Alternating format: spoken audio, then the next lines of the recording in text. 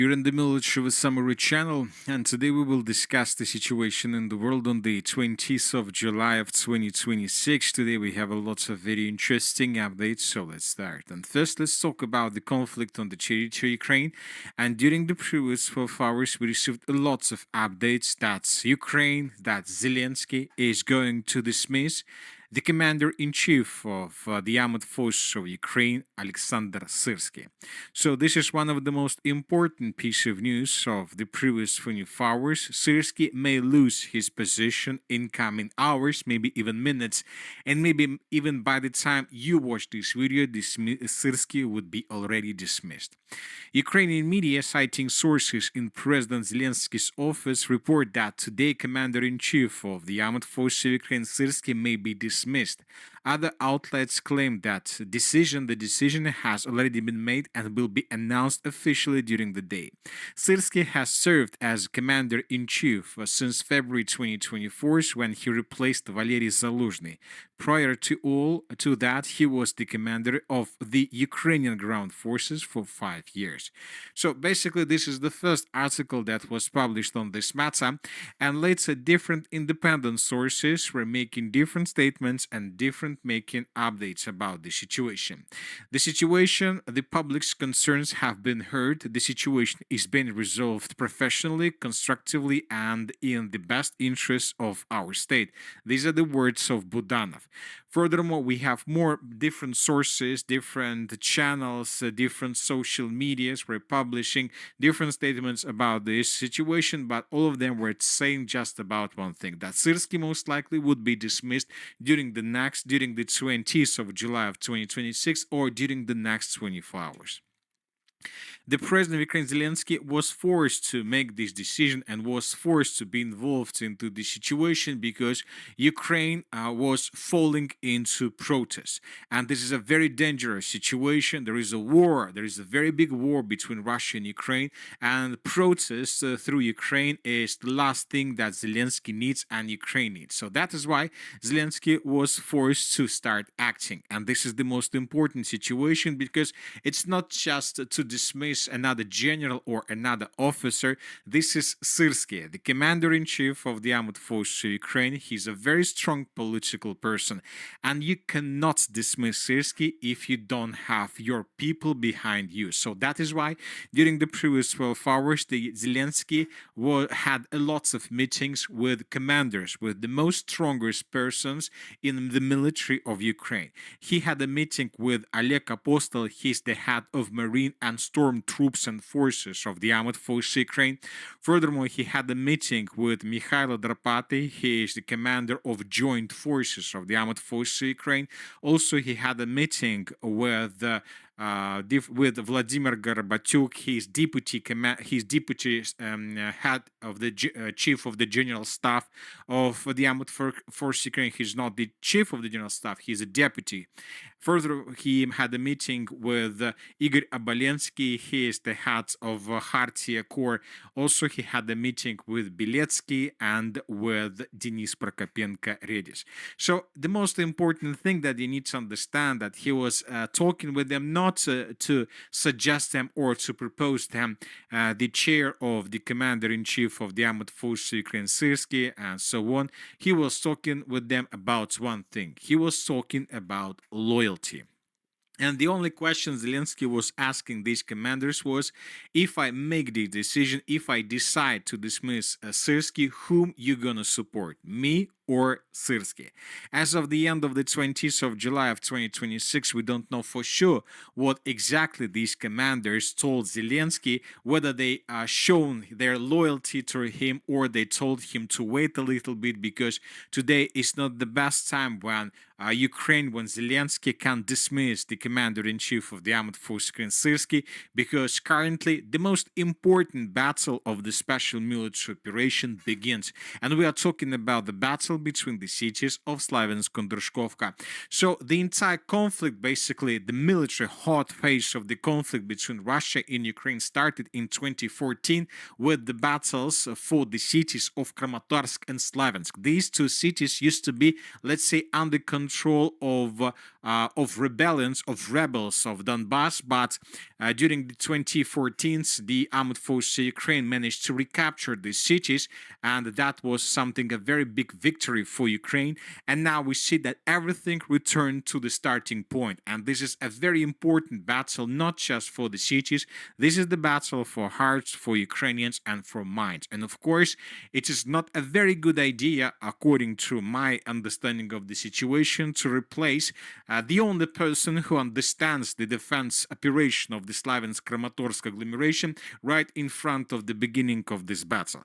So maybe these commanders were saying the same thing and were telling Zelensky the same thing, that it's better to wait for a month or two when the battle begins, when everybody understands what is going to happen next.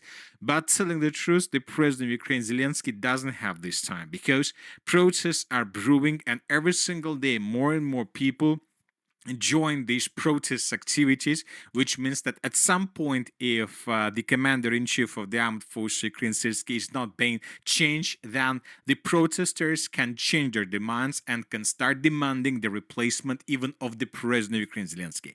Another important thing, and probably the most important thing of the previous 24 hours, when all these updates about meetings with generals and commanders were published, the commander-in-chief of the armed forces of Ukraine and the Ukrainian General Staff issued a statement saying that information circulating about the dismissal of Ukrainian commander-in-chief SYRSKYI is false, and that SYRSKYI continues to perform his duties as normal. This is a very important statement. This is the statement that was made basically by the commander-in-chief of Ukraine, SYRSKYI himself, and he said, and he told Zelensky, that I'm not going to lose my position, and if I lose my position, then most likely too many people will lose their positions as well. So my task is to fight along the line of combat contact, and your task is to fight for my reputation. So this is the current situation in political sphere of Ukraine, a very difficult situation. The Russians are about to begin the major battle for Druzhkivka, Slaviansk, and we are at the situation when Ukrainians may change the only person who understands the battle itself and who understands the defense mission and defense operation of the Slaviansk-Druzhkivka, because SYRSKYI and the commander-in-chief were the only people who were developing this operation and who knew how exactly this operation must be held by the Ukrainian side, and these people are about to lose their position. So the situation is critical, but as we can see, Zelensky doesn't have any other option. By surviving hide and seek, you've triggered a new game.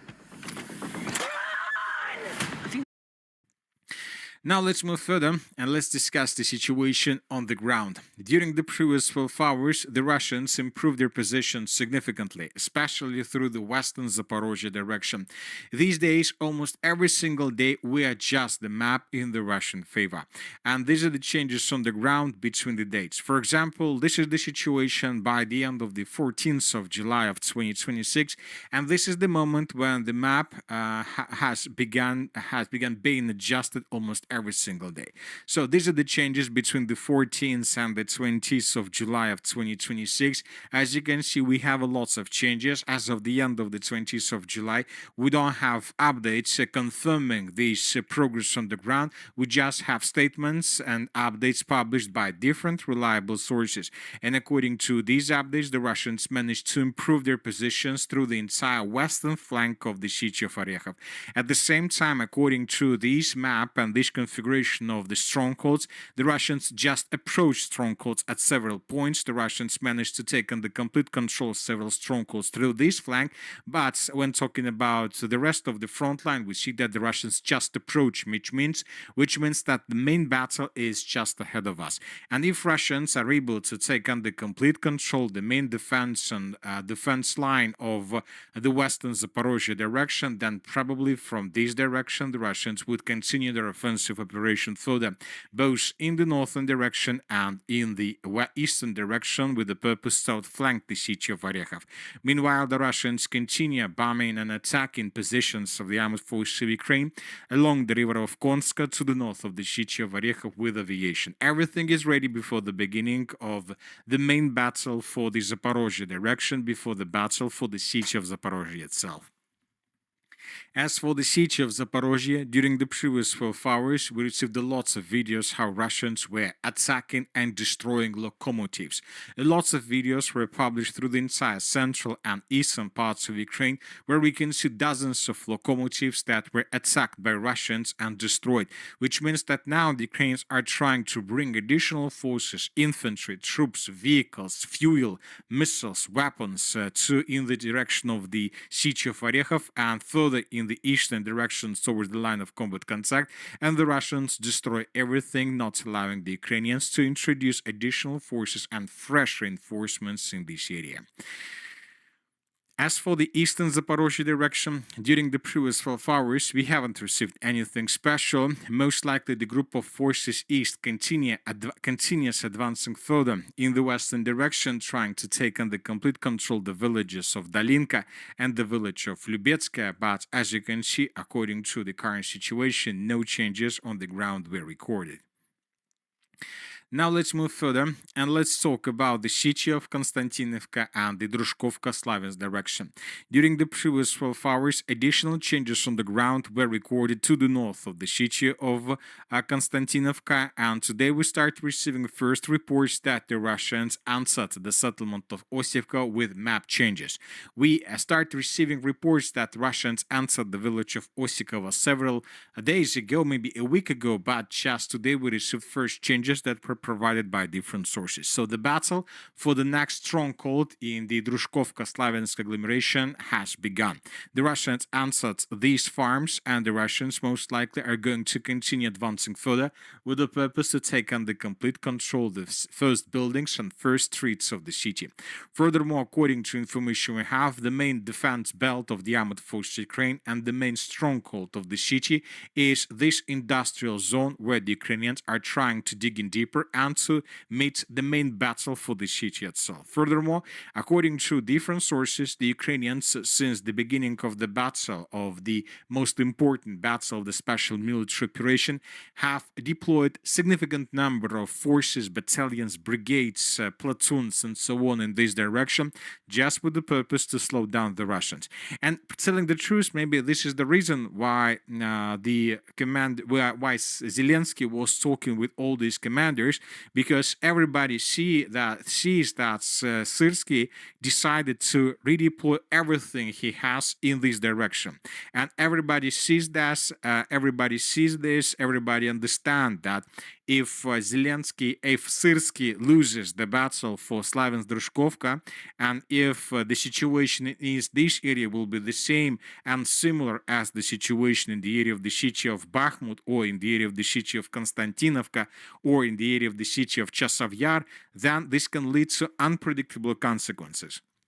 I would like to remind you that, for example, during the battle for the city of Bakhmut, the different sources estimated losses of both the Russians and the Ukrainians around between 20 and 70,000 people. And when talking about the battles for every single city like Bakhmut, Chasiv Yar, and Konstantinovka, these are the approximate estimations.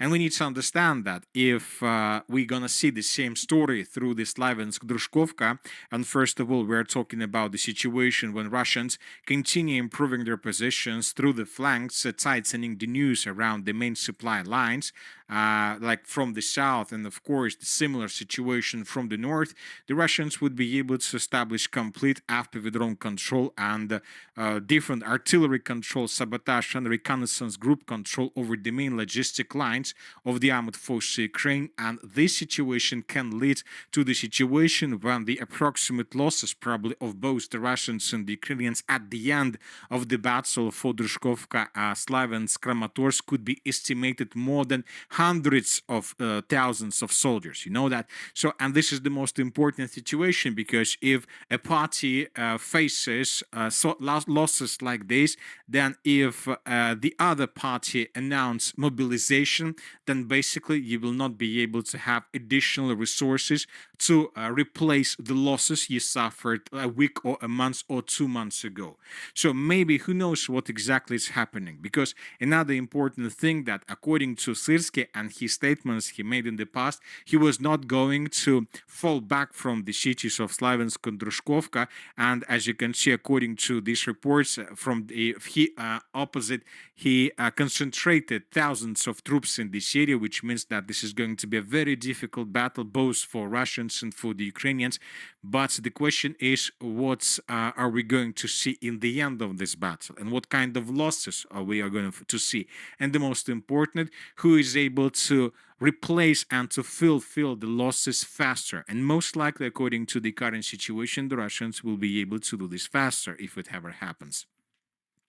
Anyway, the Russians continue offensive. They're getting closer and closer. First reports about first clashes were recorded through the city of Alexeyevka-Druzhkovka.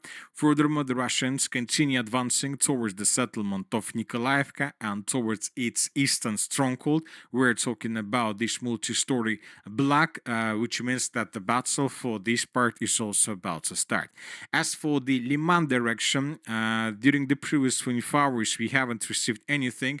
We just received several satellite pictures, fresh pictures, where we might see how Russians continued attacking main logistic lines, main bridges and pontoon bridges through this area, trying to reduce and to destroy Ukraine's logistic capabilities. Now let's talk about the northern directions. During the previous 12 hours, additional changes were recorded around the settlement of Bely Kolodets. And these are the changes on the ground, and this is another important territory. Right now, SYRSKYI is trying to collect as many as possible forces through the Slaviansk-Druzhkivka agglomeration, but at the same time, SYRSKYI is forced to take these forces from other directions. And according to information we have, SYRSKYI is forced to take forces even from the Kharkiv, from the Sumy direction, which means that the Russians began moving faster. And during the previous 24 hours, the group of forces north reported that currently the clashes are taking place along the flanks of the city of Bely Kolodets for the villages of Shevchenkova and to the north of the settlement of Baksheevka. If Ukrainians lose control over the settlement of Bely Kolodets, this is going to be something similar to a breakthrough. If we color all these territories in Russian favor, then we need to understand that most likely the most northeastern parts of Ukraine, we're talking about this territory, about this Kharkiv part of the Kharkiv region, would collapse automatically, and the Ukrainians would be forced to begin retreating from this area towards more reliable positions, or the Ukrainians would be encircled without any chances for evacuation. So the front line in the northeastern parts of the Kharkiv region could collapse any time moment in the future, and the front line could be shifted further in the southern direction, either toward the settlement of Veliki Burluk or even further towards the settlement of Shevchenkova. But saying the truth, there is a too big gap between Veliki Burluk and Pechenegi water reservoir, and this gap will allow the Russians to outflank the Veliki Burluk from the west and southwest, and from these positions it is going to be very difficult for Ukrainians to defend their lines through this configuration, the front lines. So I believe that the Ukrainians would be forced to fall back even further in the southern direction towards the settlement of Shevchenkova, and the Ukrainians would try to slow down the Russians along the line between Pechenegi water reservoir, the village of Shevchenkova, and further the river of SYRSKYI Donets. Now let's move further and let's talk about the Sumy direction. During the previous 12 hours, no changes were recorded, but the Russians published lots of videos where we can see how Russians using drones of different types were attacking infrastructure of the city of Sumy, how Russians were attacking gas stations, how Russians were attacking different facilities. As you can see, the Russians have quite good signal. They don't have problems with the picture, which means that the Russians have established strong control over the city of Sumy itself without any chances for the Ukrainian side to change the situation. The Russians control the city of Sumy with drones, and which means that this is already something like the situation when everything that enters the city of Sumy faces the situation of one-way ticket. Probably nothing can leave the city of Sumy anymore because the Russians control the situation, and the Russians continue developing their offensive operation through the entire line of combat contact.